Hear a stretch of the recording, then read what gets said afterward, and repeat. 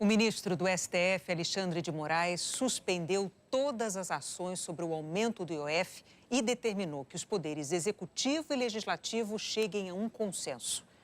A medida foi bem recebida, tanto no governo quanto no Congresso.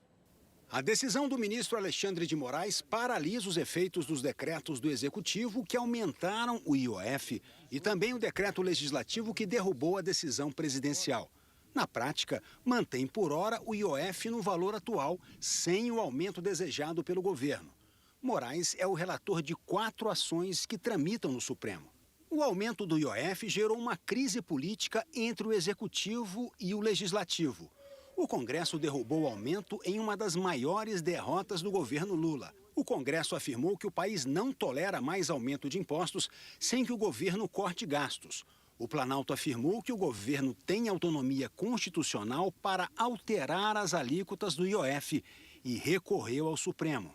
Na decisão, Moraes destacou que o indesejável embate entre as medidas do Executivo e Legislativo, com sucessivas e reiteradas declarações antagônicas, contraria fortemente o artigo 2º da Constituição Federal, que, mais do que determinar a independência dos poderes, exige a harmonia entre eles, como princípio básico e inafastável de nosso Estado democrático de direito em busca do bem comum para toda a sociedade brasileira.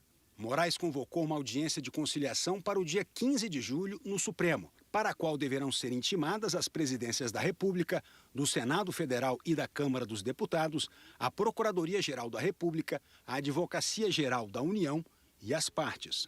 A decisão do ministro Alexandre de Moraes foi muito elogiada por deputados e senadores da oposição e do governo e por integrantes do Executivo.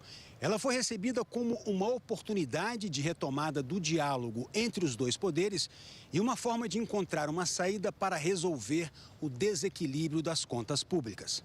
O ministro da Fazenda disse que a decisão de Moraes vai permitir delimitar o papel de cada poder.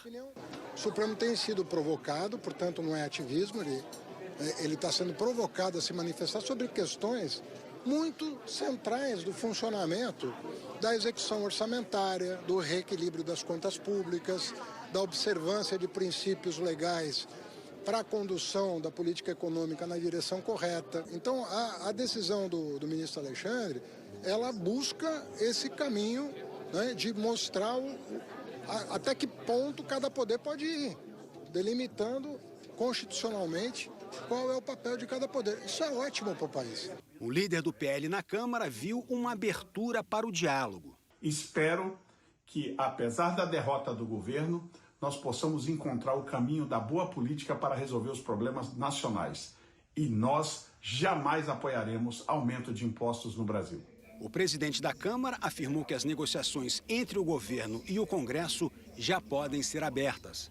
A decisão ela traz uma vitória do bom senso para que o Parlamento, o Congresso Nacional, o Poder Executivo possam sentar à mesa de maneira serena. As conversas elas já têm que começar a partir de agora, até porque não dá para chegar no dia 15, que será o momento ali da conciliação final acerca desse assunto, sem ter uma conversa prévia sobre aquilo que tem viabilidade política de ser aprovado pelo Congresso e, claro, também com a concordância do Poder Executivo. Então, esperamos que já a partir da próxima semana essas conversas possam ser entabuladas entre a Câmara, o Senado, o próprio Ministério da Fazenda, a equipe econômica do governo, o próprio presidente. Eu acho que é importante também entrar no debate e, a partir daí, com espírito público e compromisso com o país, encontrarmos a saída para esse problema.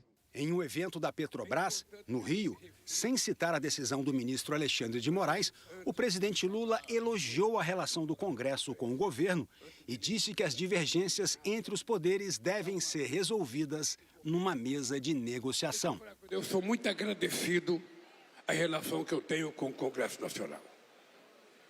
Até agora, nesses 2 anos e meio, o Congresso aprovou 99% das coisas que nós mandamos ao Congresso. Eu sou grato ao Congresso Nacional. Quando tem uma divergência, é bom.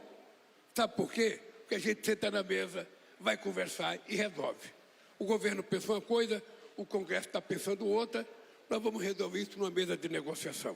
Em Portugal, onde participa do Fórum de Lisboa, o ministro Gilmar Mendes disse que a decisão retoma o diálogo como caminho para resolver as divergências políticas. Talvez essa decisão do ministro Alexandre ajude as partes envolvidas nesse conflito a colocarem a cabeça no travesseiro, refletirem e tentarem buscar solução no campo político, que é o campo adequado para isso. De fato, nós temos uma tensão fiscal e talvez nós precisemos fazer construções mais elaboradas e é preciso, então, que se invista nesse sentido. O diálogo é a melhor solução.